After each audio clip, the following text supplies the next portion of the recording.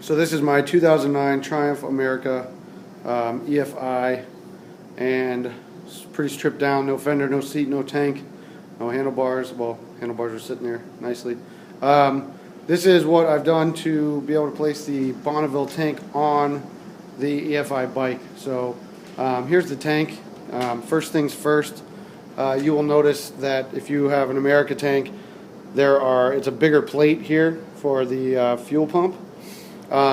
Your options are to buy the plate, the mounting plate that will basically allow your fuel pump to be mounted to a Bonneville.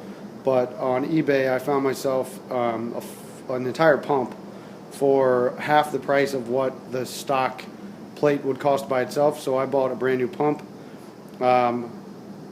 Looked great. I haven't actually tested it yet, but the worst case scenario is that I have to use this plate and put my pump from my bike onto this plate.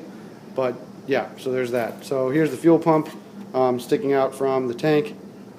Also on that note, as you look here, I want you to see that this kind of space is sticking out of the tank.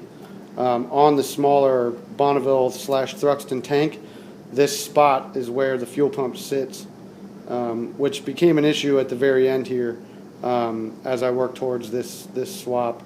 The fuel pump sits in here, and this is obviously sticking out. Your frame goes right here, which I'll show you in a second. And so there's that. So the first thing I did on my frame itself was, and I've heard a couple different options for this, but I took down the metal underneath here. I'm actually going to take that off.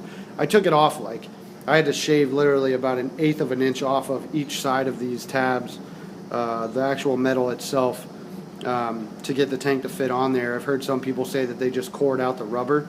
Might be a better, easier solution, but I had the tools, so I just took a little bit off of these. Seems kind of ridiculous that it's literally a total of 1/4 inch extra on this frame for the America that keeps you from being able to just slide this thing on. So yeah, that was really the only major thing I've had to do, besides making sure that the tank had a fuel pump.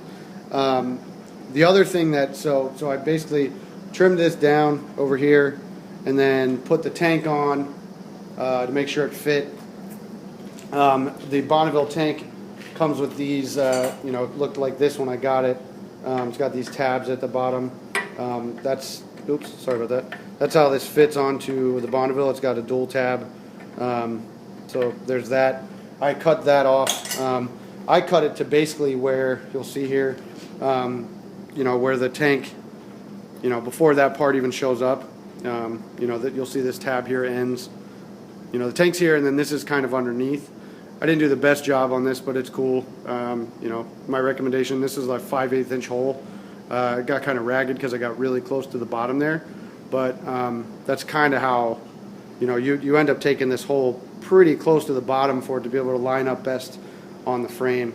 So yeah, 5/8 inch hole down here, about 1/8 inch off each side of the tabs on the frame itself, and really that's essentially all that you need to do, except for the fact that when, this might be different on your America compared to mine, but here's the fuel line, and that connects to the throttle body down here.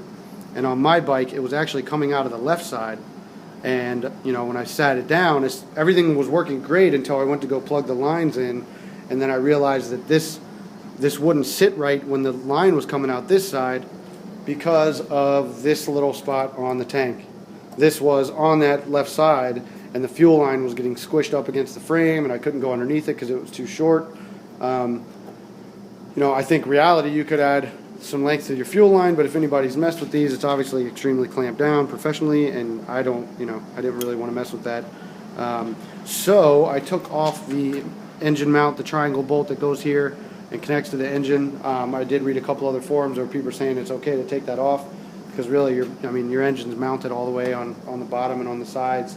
It's not going anywhere, but I did that, and then once the fuel line comes out of this side here, it really just flows up in here, and it's not blocked by anything on the tank itself, because on this side it doesn't have that. So your frame, it doesn't have it on this side. So your frame's running right here, and this gives you the space to run this up into here, and bam, connect right to the fuel line. So that's that. really nothing else there to it. It was a pretty easy modification. One other thing you'll notice, a little smaller detail. You've got a big rubber washer here on the bottom of your America tank. I've trimmed this down. I tried to do a couple different things to allow, you know, when this presses the Bonneville tank up, it starts to align strange with the bolting, with the hole that you put the bolts into. So what I ended up doing was I basically took this out, which is the 5/8 inch hole here. Let me see here. So then it just goes straight down, and I put some tape under here on the frame. I have other motorcycles where you don't have this, you know, crazy beautiful, you know, rubber washer situation. I am going to add a little rubber down here just to make sure that, you know, it's not doing any damage to the frame, but in reality, tighten that bolt up, and you know, everything's been good to go. So haven't put any gas in and started her up yet, but when I did plug everything in, you could hear the fuel pump trying to get gas, but there's none in there yet because I'm not going to do it till I'm finalized. But as soon as this is all completed, I will definitely put some pictures up. And yeah, EFI Bonneville tank, EFI Triumph America, 2009. I believe this is a 2012. And that's that. So good luck to anybody out there that's going to try this swap.